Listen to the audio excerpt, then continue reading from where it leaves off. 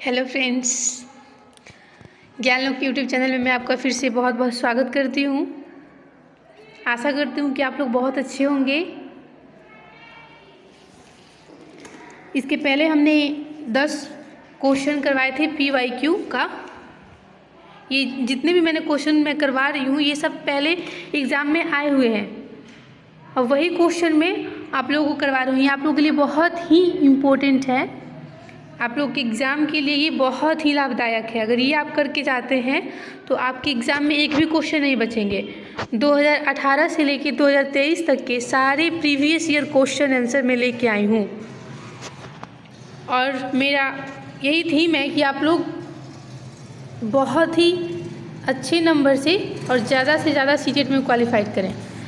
तो अगर आपने मेरे पहले का वीडियो नहीं देखा है तो देख लीजिएगा, उसमें मैं CDP के 10 क्वेश्चन करवाई हूँ और मैं आज से 11 नंबर क्वेश्चन से शुरुआत कर रही हूँ। तो समय नहीं बर्बाद करते हुए चलते हैं हम लोग क्वेश्चन की ओर। तो 11 नंबर क्वेश्चन है, बच्चे डैश डैश को छोड़कर अन्य सभी के द्वारा लिंग भूमिकाएं ग्रहण करते हैं। 11 नंबर क्वेश्चन है, बच्चे डैश डैश को छोड़ के अन्य सभी के द्वारा लिंग भूमिकाएं ग्रहण करते हैं। ध्यान दीजिएगा क्वेश्चन पे, ये छोड़कर पूछा है यानी ये निगेटिव पूछा है और कितने बार इसी में गलती हो जाता है, आदमी कंफ्यूज हो जाता है जिसकी वजह से गलती हो जाता है। क्वेश्चन है, बच्चे डैश डैश को छोड़कर अन्य सभी के द्वारा लिंग भूमिकाएं ग्रहण करते हैं। तो छोड़कर बताना है यानी निगेटिव बताना है, पॉजिटिव नहीं बताना है। ऑप्शन नंबर 1 है मीडिया, 2 है समाजीकरण, 3 है संस्कृति, 4 है ट्यूशन। बताइएगा 11 नंबर क्वेश्चन का क्या आंसर हो जाएगा। बच्चे डैश डैश को छोड़कर अन्य सभी के द्वारा लिंग भूमिकाएं ग्रहण करते हैं, मीडिया, समाजीकरण, संस्कृति और ट्यूशन। तो इसका हमारा आंसर हो जाएगा ऑप्शन नंबर 4। ऑप्शन नंबर 4 इसका आंसर हो जाएगा। चलिए फिर चलते हम नेक्स्ट क्वेश्चन की तरफ। अगला क्वेश्चन है, मानकीकृत परीक्षणों की आलोचनाओं में से एक यह है कि वे मुख्य रूप से मुख्यधारा की संस्कृति का प्रतिनिधित्व करते हैं और इसलिए पक्षपाती हैं। ऑप्शन नंबर 2 है, उनकी भाषा को समझना मुश्किल है। ऑप्शन नंबर 3 है, परीक्षण बड़ी आबादी पर लागू नहीं किए जा सकते हैं। ऑप्शन नंबर 4 है, वे बच्चे की क्षमता की स्पष्ट तस्वीर नहीं देते हैं। बताइएगा क्वेश्चन नंबर 12 का आंसर क्या होगा। मानकीकृत परीक्षणों की आलोचनाओं में से एक यह है कि क्या होगा, बताइएगा। उनकी भाषा को समझना मुश्किल है, ये तो होगा नहीं। परीक्षण बड़ी आबादी पर लागू नहीं किए सकते हैं, ये तो होगा नहीं। परीक्षण तो भाई कम बच्चों या अधिक को सभ्य करना अनिवार्य है, किया जाता है। इसका आंसर हो जाएगा फर्स्ट, वे मुख्य रूप से मुख्यधारा की संस्कृति प्रतिनिधित्व करते हैं और इसलिए पक्षपाती हैं। इसका सही उत्तर हो जाएगा ऑप्शन नंबर 1। चलिए हम चलते हैं नेक्स्ट क्वेश्चन की ओर। नेक्स्ट क्वेश्चन है, एकाधिक बुद्धिमानी का सिद्धांत कहता है कि ऑप्शन नंबर 1 बुद्धि तेजी से बढ़ाई जा सकती है। ऑप्शन नंबर 2 बुद्धि कई प्रकार की हो सकती है। ऑप्शन नंबर 3 पेपर पेंसिल परीक्षण सहायक नहीं है। ऑप्शन नंबर 4 प्रभावी अध्यापन के द्वारा बुद्धि बढ़ाई जा सकती है। बताइएगा इसका आंसर क्या हो जाएगा। एकाधिक बुद्धिमानी का सिद्धांत कहता है कि बुद्धि तेजी से बढ़ाई जा सकती है, बुद्धि कई प्रकार की हो सकती है, पेपर पेंसिल परीक्षण सहायक नहीं है, प्रभावी अध्यापन के द्वारा बुद्धि बढ़ाई जा सकती है। क्या होगा इसका आंसर, बताइएगा। इसका आंसर बुद्धि तेजी से बढ़ाई जा सकती है, ये तो होगा नहीं, तो गलत हो जाएगा।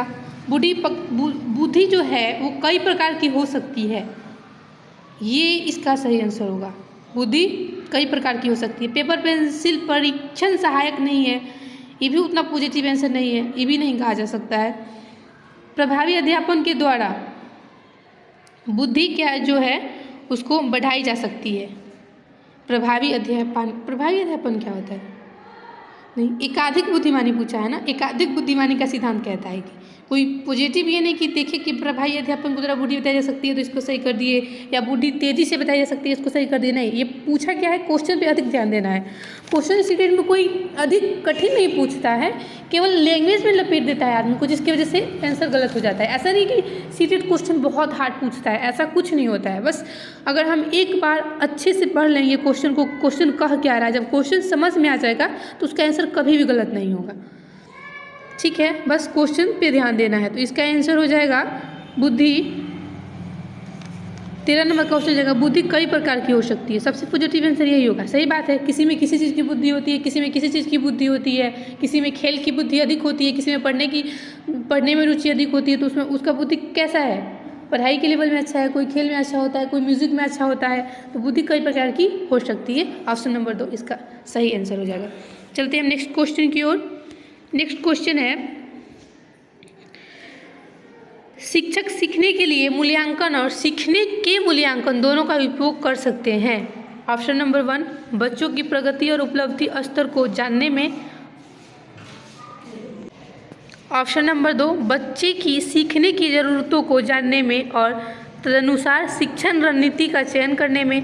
ऑप्शन नंबर 3, आवधिक अंतरालों पर बच्चे के प्रदर्शन का आकलन करने और उनके प्रदर्शन को प्रमाणित करने में। ऑप्शन नंबर 4, बच्चों की प्रगति की निगरानी करने और उनके सीखने के अंतराल को भरने के लिए उचित लक्ष्य निर्धारित करने में। बताइएगा 14 नंबर क्वेश्चन का आंसर क्या हो जाएगा। देखिए, बच्चे की प्रगति और उपलब्धि स्तर को जानने में क्वेश्चन क्या कह रहा है समझिएगा। शिक्षक सीखने के लिए मूल्यांकन और सीखने के मूल्यांकन दोनों का उपयोग कर सकते हैं। क्या चीज़ में कर सकते हैं, बच्चे की सीखने की ज़रूरतों को जानने में और तदनुसार शिक्षण रणनीति का चयन करने में। जी नहीं, ये तो आंसर होगा ही नहीं, ये तो गलत हो जाएगा। आवधिक अंतरालों पर बच्चों के प्रदर्शन का आकलन करने और उसके प्रदर्शन को प्रमाणित करने में। नहीं, प्रमाणित तो करना ही नहीं है, ये भी गलत हो जाएगा। बच्चों की प्रगति की निगरानी करने और उनके सीखने के अंतराल को भरने के लिए लक्ष्य उचित निर्धारण करने में। जी नहीं, लक्ष्य तो निर्धारण करना ही नहीं है, ये भी गलत हो जाएगा। तो इसका सही आंसर हो जाएगा ऑप्शन नंबर 1। ऑप्शन नंबर 1 इसका सही आंसर हो जाएगा। शिक्षक सीखने के लिए मूल्यांकन और सीखने के मूल्यांकन दोनों का उपयोग कर सकते हैं बच्चों की प्रगति और उपलब्धि स्तर को जानने में। बस उनको जानना है, ना कि उनको नामांकित करना है कि ये तेज है, कुछ नहीं। ना ही रणनीति बनाना है, ना ही प्रमाणित करना है। जी नहीं, बच्चों की प्रगति और उपलब्धि के स्तर को हमें जानना है कि उसको क्या आता है, क्या नहीं आता है, कैसे इसको पढ़ाया जा सकता है। बस यही है, मूल्यांकन का उपयोग हम इस तरह से कर सकते हैं। चलिए चलते हैं हम नेक्स्ट क्वेश्चन की ओर। नेक्स्ट क्वेश्चन है हमारा, निम्नलिखित में से कौन सा सतत और व्यापक मूल्यांकन से संबंधित नहीं है। निगेटिव पूछा है, निम्नलिखित में से कौन सा सतत और व्यापक मूल्यांकन से संबंधित नहीं है। ऑप्शन नंबर 1, इसे भारत के शिक्षा के अधिकार अधिनियम द्वारा अनिवार्य किया गया है। ऑप्शन नंबर 2, ये तो होगा नहीं, ऑप्शन फर्स्ट तो होगा नहीं। क्वेश्चन देखिए क्या पूछा है, निगेटिव पूछा है ना। ऑप्शन नंबर 2, यह शिक्षण अधिगम प्रक्रिया का एक अभिन्न अंग है, ये भी पॉजिटिव है तो ये नहीं होगा, निगेटिव पूछा है हमसे। यह विभिन्न शिक्षा क्षेत्रों में बच्चे की उपलब्धि पर केंद्रित है, हमसे निगेटिव पूछा इसलिए ये भी नहीं होगा। यह बच्चों के धीमे, खराब या बुद्धिमान के रूप में चिन्हित करने में उपयोगी होता है, ये निगेटिव हो जाएगा, ये इसका हो जाएगा सही आंसर, ऑप्शन नंबर 4। चलिए अब हम चलते हैं नेक्स्ट क्वेश्चन की तरफ। नेक्स्ट क्वेश्चन है, बच्चे की प्रतिभाशीलता के कारण हो सकती है, बच्चे की प्रभावशीलता के कारण हो सकती है। ऑप्शन नंबर 1 है आनुवंशिकता और वातावरण के बीच एक अंतःक्रिया। ऑप्शन नंबर 2, एक संसाधन समृद्ध वातावरण। ऑप्शन नंबर 3, सफल माता पिता। ऑप्शन नंबर 4, एक अनुशासित दिनचर्या। बताइएगा 16 नंबर क्वेश्चन का आंसर क्या हो जाएगा। एक अनुशासित दिनचर्या, जी नहीं, प्रतिभाशाली बच्चे की ये तो खूबी हो नहीं सकती कि एक अनुशासित दिनचर्या बना दिया जाए जिससे वो उसके पढ़ाई पे कोई इफेक्ट करेगा, ऐसा कुछ नहीं होता है। सफल माता पिता, जी नहीं, ये भी नहीं है, सही है, सही कहा जा सकता है, लेकिन एकदम से सही ऑप्शन हमको ढूंढना है तो ये नहीं है। एक संसाधन समृद्ध वातावरण, जी नहीं, बच्चे को पूरा संसाधन ही दे दिया, पढ़ने में रुचि ही नहीं है तो पढ़ेगा कहाँ से, तो इसलिए ये भी नहीं होगा। अनुवांशिकता और वातावरण के बीच एक अंतःक्रिया, जी ये बिल्कुल पॉजिटिव आंसर है, ये बिल्कुल सही हो जाएगा। अनुवांशिकता और वातावरण के बीच एक अंतःक्रिया, अनुवांशिकता यानी माता पिता, जेंडर, और वातावरण यानी आसपास के माहौल पे डिपेंड करता है। बच्चे की प्रभावशीलता अनुवांशिकता और वातावरण के बीच एक अंतःक्रिया के कारण हो सकती है। ऑप्शन नंबर फर्स्ट इसका सही आंसर हो जाएगा। तो चलते हैं हम अगले क्वेश्चन की ओर। अगला क्वेश्चन 17 नंबर है, सामाजिक आर्थिक रूप से वंचित पृष्ठभूमि से आने वाले बच्चों को कक्षा के माहौल की आवश्यकता होती है जो, ऑप्शन नंबर 1 उन्हें अच्छा व्यवहार सिखाता है, ऑप्शन नंबर 2 उनके सांस्कृतिक और भाषाई ज्ञान को महत्व देता है तथा उनका उपयोग करता है, ऑप्शन नंबर 3 उनकी भाषा के उपयोग को हतोत्साहित करता है ताकि वे मुख्य धारा की भाषा सीख सके। हतोत्साहित तो बच्चे को करना ही नहीं है, ये तो यहीं से निगेटिव हो गया। और उन्हें अच्छा व्यवहार सिखाते हैं, ये भी निगेटिव हो गया, क्योंकि अच्छा व्यवहार सीखने के लिए तो कोई स्पेशल स्कूल आएगा नहीं, है कि नहीं। ठीक है, ऑप्शन नंबर 4 है बच्चे को उनकी क्षमताओं के आधार पर वर्गीकृत करता है, जी नहीं, वर्गीकृत तो करना ही नहीं है बच्चे को। सब बच्चे आपके लिए एक समान है, सब बच्चे में प्रतिभा है, सब बच्चे अच्छे हैं, तो वर्गीकृत तो करना नहीं है। अच्छा व्यवहार सिखाने के लिए वो तो पढ़ता नहीं है, केवल व्यवहार ही नहीं है लेकिन उतना पॉजिटिव नहीं है। सबसे पॉजिटिव आंसर हो जाएगा उनके सांस्कृतिक और भाषाई ज्ञान को महत्व देता है तथा उनका उपयोग करता है। अगर बच्चे स्कूल आ रहे हैं, उनके सांस्कृतिक और भाषा को आप महत्व देंगे, उनके आसपास के वातावरण में ढल के पढ़ाने की कोशिश करेंगे तो बच्चा अधिक रुचि से सीखेगा। उनके भाषा में उनको ज्ञान देंगे तो बच्चा अधिक सीखेगा। इसलिए इसका सही आंसर हो जाएगा ऑप्शन नंबर 2, उनके सांस्कृतिक और भाषाई ज्ञान को महत्व देता है। तब चलते हैं हम अगले क्वेश्चन की ओर। अगला क्वेश्चन है, कक्षा में सृजनात्मक और प्रतिभाशाली बच्चों के लिए आवश्यक हस्तक्षेप निर्भर करता है, किस पे निर्भर करता है बताइएगा। शिक्षक द्वारा अनुकूलित और प्रेरक निर्देशन तरीकों के उपयोग पर, उन्हें अतिरिक्त समय दिए जाने पर, उनके प्रति स्नेही होने के नाते पर, उन्हें अन्य बच्चों को पढ़ाने की जिम्मेदारी देने पर। बताइएगा इसका सही आंसर क्या हो जाएगा। उन्हें अतिरिक्त समय दिए जाने पर, जी नहीं, अतिरिक्त समय नहीं। अगर उनको अतिरिक्त समय दीजिएगा तो वो तो हतोत्साहित हो जाएंगे ना, उनको लगेगा कि अरे हम सही नहीं हैं, हम अच्छे नहीं हैं, इसलिए हमको अलग से पढ़ाया जा रहा है। उनकी पढ़ने से रुचि खत्म हो जाएगी, या इससे हो सकता है वो रुचि खत्म हो जाए तो स्कूल आना बंद कर दे, तो ये तो होगा नहीं। उनके प्रति स्नेही होने के नाते पर, जी नहीं, स्नेही ये भी नहीं है, स्नेही नहीं होना है। उन्हें अन्य बच्चों को पढ़ाने की जिम्मेदारी देने पर, जी नहीं, जब वो अन्य बच्चे को पढ़ाएगा तो खुद कब पढ़ेगा, ये भी नहीं होगा इसका आंसर। इसका सबसे सही आंसर हो जाएगा शिक्षक द्वारा अनुकूलित और प्रेरक निर्देशन तरीकों के उपयोग पर। क्वेश्चन नंबर 18 का आंसर हो जाएगा ऑप्शन नंबर 1। चलिए अब चलते हैं हम अगले क्वेश्चन की ओर।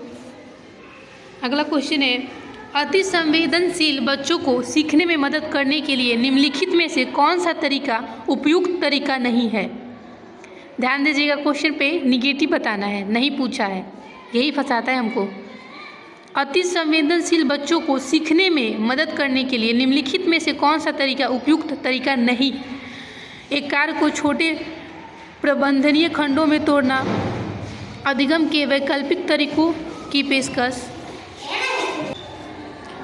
उनके दैनिक कार्यक्रम में शारीरिक गतिविधि का समावेश करके बेचैन होने पर अक्सर उन्हें फटकार लगाना। सबसे निगेटिव ऑप्शन बताना है इसमें, सबसे निगेटिव हो जाएगा ऑप्शन नंबर 4, इसका सबसे सही ऑप्शन हो जाएगा। क्योंकि एक कार्य को छोटे प्रबंधनीय खंडों में तोड़ेंगे तो उनसे रुचि भी बढ़ेगी, ये भी पॉजिटिव है। अधिगम के वैकल्पिक तरीकों की पेशकश करेंगे, अलग अलग प्रकार के तरीकों को अधिगम करने के सिखाने के लिए प्रस्तुत करेंगे तो इसमें भी उनकी रुचि बढ़ेगी। उनके दैनिक कार्यक्रम में शारीरिक गतिविधि का समावेश करेंगे, उसमें भी उनकी रुचि बढ़ेगी। सब तीनों ऑप्शन पॉजिटिव है, सबसे निगेटिव है ऑप्शन नंबर 4, इसलिए इसका ये हो जाएगा सही आंसर। अब चलते हैं हम नेक्स्ट क्वेश्चन की तरफ। नेक्स्ट क्वेश्चन है, अलग अलग सोच वाले अलग अलग सोच वाले पैटर्न उन बच्चों की पहचान करते हैं जो विकलांग हैं, डिस्लेक्सिक है, सृजनात्मक है, प्रत्यास्थी है। क्या होगा इसका सही आंसर बताइएगा। अलग अलग सोच वाले पैटर्न उन बच्चों की पहचान करते हैं। 20 नंबर क्वेश्चन का आंसर क्या होगा बताइएगा। विकलांग है जी नहीं, जो विकलांग है वो अलग अलग प्रकार के सोचेंगे, ये निगेटिव हो जाएगा।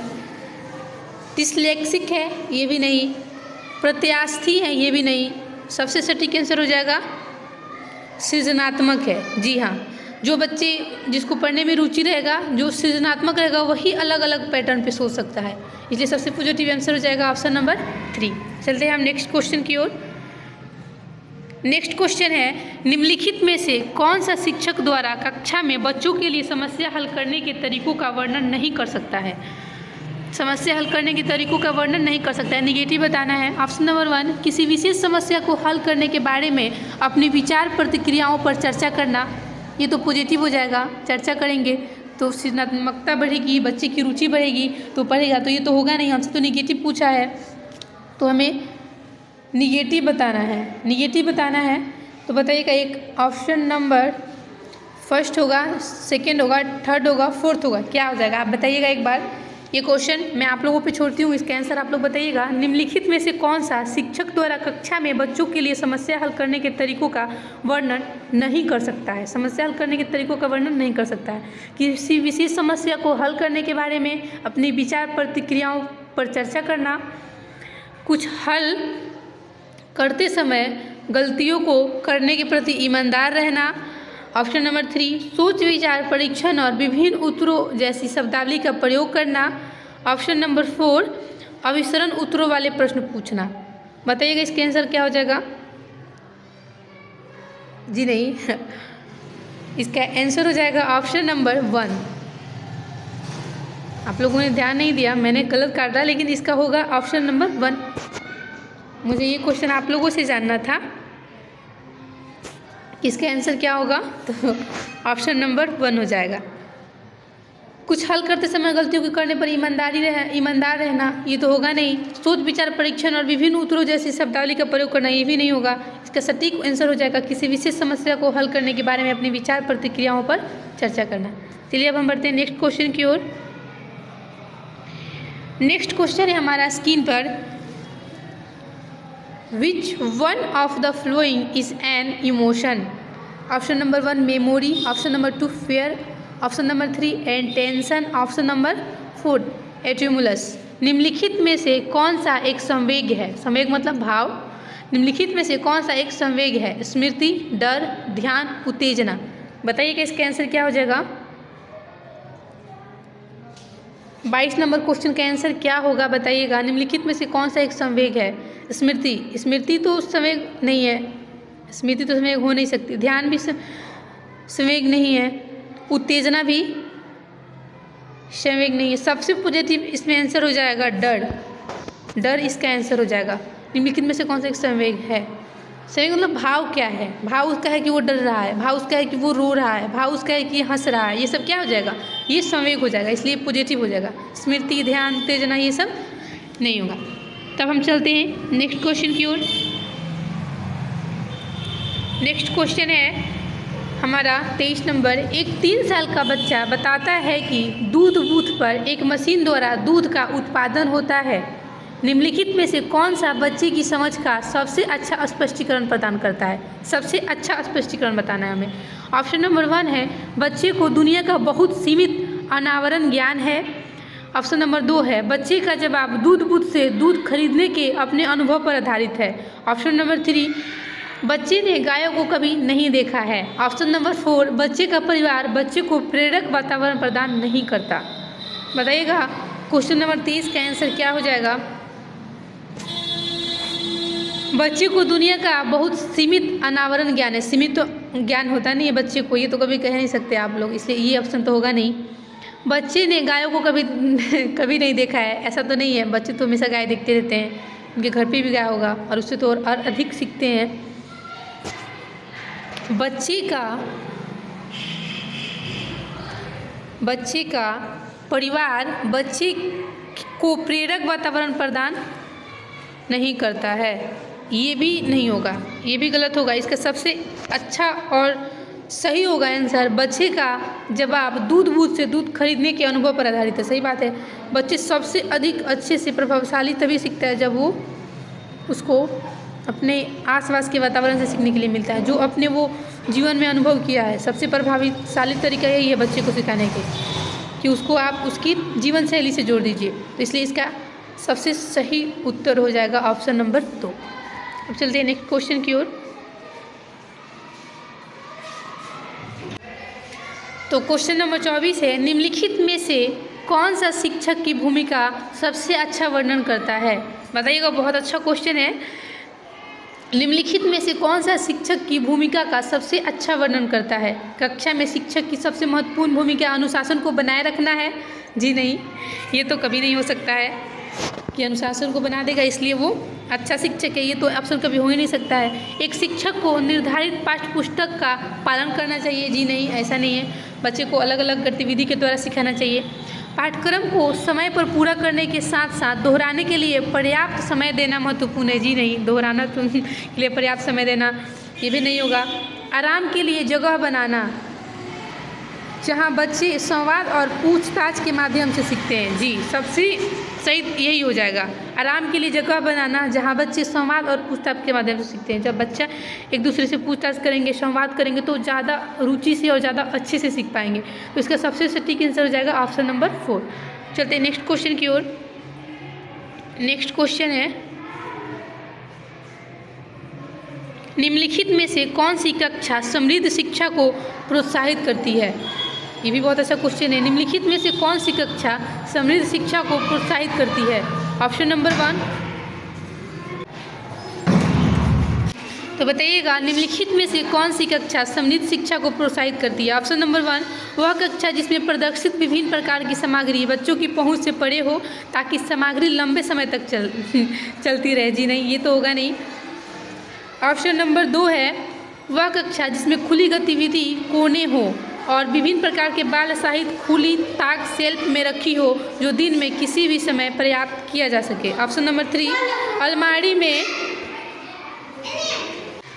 ऑप्शन नंबर 3, अलमारी में अच्छी तरह संगठित सामग्री वाली कक्षा, जहाँ सामग्री को ऑप्शन नंबर 3 है, अलमारी में अच्छी तरह संगठित सामग्री वाली कक्षा, जहाँ सामग्री को सप्ताह में एक बार मुक्त खेल के लिए बाहर लाया जाता हो। ऑप्शन नंबर 4, पाठ्य पुस्तक सामग्री द्वारा संचालित, संरक्षित और योजनाबद्ध अधिगम वाली कक्षा। बताइएगा इसका सही आंसर क्या हो जाएगा?